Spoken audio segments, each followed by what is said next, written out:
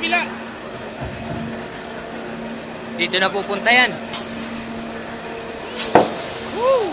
Oh, layo. Sunod, takbo. Sa aktual na sunog, hindi mo masasabi kung effective ang inyong fire extinguisher. Yan, op. Sige, lapit ko. Yan, sweep. Ayan. Okay. Ayan, sinasabi nila, hala ka sir, pumutok, nakakatakot.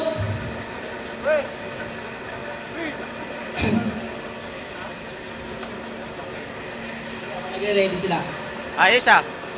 That's why, basic. fire extinguisher ay green, dapat mga ma'am sir, chine-check nyo yung hose. No?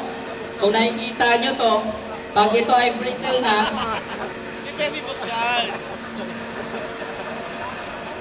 pag ito ay nagano na, pumuputok talaga to. Yan, ibang singaw.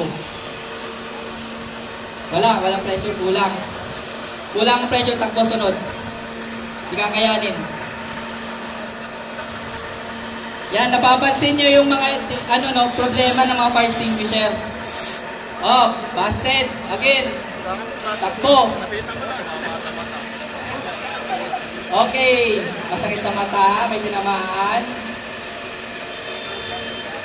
That's why kahit sabi nyo, sir, pag tumakbo kami, tama na yung isa. No, hindi po kayo sigurado. Baka mamaya yung bit nyo is busted.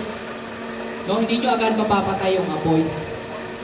So, as much as possible, dapat visible po ang inyong mga fire extinguisher. Okay, meron pa ba tayo mga paputukin? Wala na?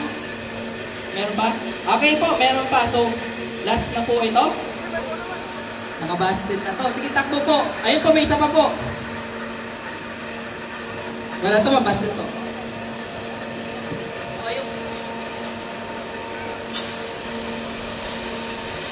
Lapit. Yung gusto, yung patay niya isa. May pula pa dito.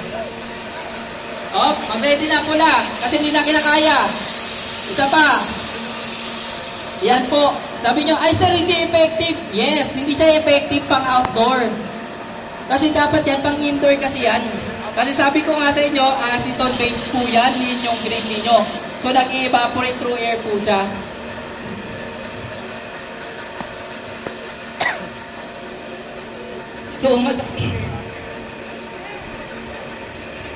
So, hindi niya talaga agad mapapatay yung apoy, no?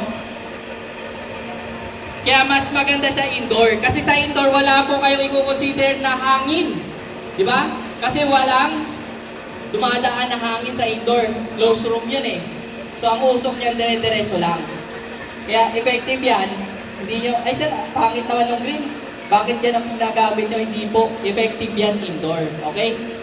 Dito lang, hindi siya ma-appreciate kasi nag-evaporate siya. No? Nagkukulang yung pressure niya. Okay, wala na tayong papaputukin.